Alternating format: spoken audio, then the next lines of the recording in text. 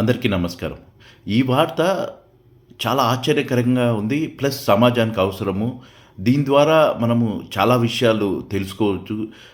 Unity వల్ల గ్రామాల్లోని ప్రజలు ఏకమైతే వాళ్ళ పరిసర ప్రాంతాలను వాళ్ళే కాపాడుకోవచ్చు అనేదానికి ఇదొక మంచి ఉదాహరణ. ఎవరో వస్తారు, ఏదో చేస్తారని కాకుండా గ్రామ ప్రజలే అధికారులకు ఎంత చెప్పినా కానీ వినడం లేదని చెప్పి గ్రామ ప్రజలే ఏకమయ్యి తరిమి కొట్టడంతో ఇసుక దోపిడీదారులను ఏ విధంగా అరికట్టారనేది చిత్తూరు జిల్లా పలమనేరులో గ్రామ ప్రజలు నిరూపించారు. ఒకసారి ఆ వార్త చూద్దాం. ఆ వార్త ఏంటి అనేది.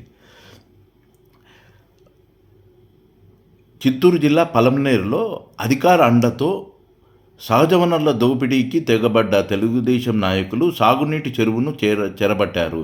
5,000 ట్రాక్టర్ల ఇసుకను యథేచ్ఛగా తోడేశారు. కర్ణాటక తరలించి సొమ్ము చేసుకున్నారు. తమ జీవనాధారమైన చెరువులో 20 నుంచి 30 అడుగుల లోతున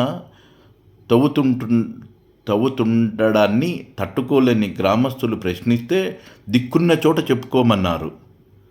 ఒక్కొక్కరుగా ప్రశ్నిస్తే అక్రమార్కులు బెదిరిస్తుండడంతో గ్రామస్తులంతా ఏకమయ్యారు.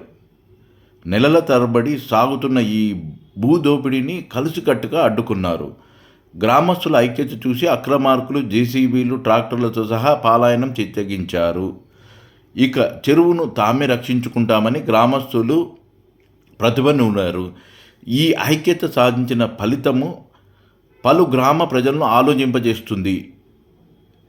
చిత్తూరు జిల్లా పలమనేరు మండలంలోని మొరం రెవెన్యూ గ్రామ పరిధిలోని సర్వే నెంబరు 133లో 93.94 ఎకరాల విస్తీర్ణంలో పెద్ద చెరువు ఉంది. ఈ చెరువు కింద 91 ఎకరాలు ఆయకట్ట ఉంది. ఈ చెరువు ఆధారంగానే మొరం గ్రామంలో 150 కుటుంబాలు, తొప్పనపల్లిలో 80, రామాపురంలో 40, చిన్నపేట, కురపల్లిలో 60 కుటుంబాలు వ్యవసాయం చేసుకుంటూ జీవిస్తున్నాయి. ఈ చెరువు వల్ల ఈ పరిసర ప్రాంతాల్లో దాదాపు 600 వ్యవసాయ బోర్డులు ఎప్పుడూ నీరు సమృద్ధిగా ఉంటుంది. కూటమి ప్రభుత్వం రాగానే టీడీపీ నేతల కన్ను ఈ చెరువుపైన పడింది. కొందరు నేతలు ఇసుక తవ్వుకునేందుకు చెరువును పంచుకున్నారు. 3 నెలలుగా రోజు 5 జేసీబీలతో ఇసుకను తవ్వి 22 ట్రాక్టర్లలో రెయ్యింబవర్లు తరలించారు.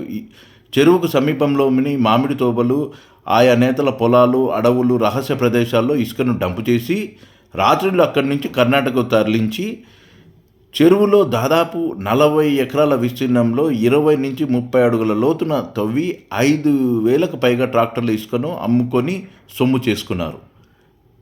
గత 6 నెలలుగా ఈ చంద్రబాబు, పవన్ కళ్యాణ్ కూటమి ప్రభుత్వము ఇదే కదా ప్రతి ఒక్కరూ విమర్శించేది. గత ప్రభుత్వము 80 లక్షల టన్నుల ఇసుకను స్టాక్ యార్డ్లలో పెట్టిస్తే కేవలం 2 నెలల్లో 80 లక్షల టన్నుల అమ్మేసుకున్నారు. వాళ్ళ దగ్గర వాళ్ళ గోడౌన్లో స్టాక్ పెట్టేసుకొని ఏ విధంగా అమ్ముకున్నారు, ఏ విధంగా ఇసుకలో దోపిడీ జరిగిందనేది మనందరికీ తెలుసు. 80 లక్షల టన్నులు, ఖజానాకు రూపాయి రాలేదు. గతంలో జగన్మోహన్ రెడ్డి గారి ప్రభుత్వంలో 750 కోట్ల నుంచి 1000 కోట్లు, అంటే దాదాపు 5 ఏళ్లకు 5,000 కోట్లు వచ్చింది. ఆ 5,000 కోట్లతో కొన్ని సంక్షేమ పథకాలు కూడా జగన్మోహన్ రెడ్డి గారు అమలు చేశారు. తల్లికి వందనం కానీ, ఫీజు రియంబర్స్మెంట్ కానీ, వసతి దీవెన కానీ, ఇలాగా కొన్ని సంక్షేమ పథకాలకు ఆ డబ్బును వాడారు. ఇప్పుడు ప్రభుత్వానికి ఖజానా రావడం లేదు.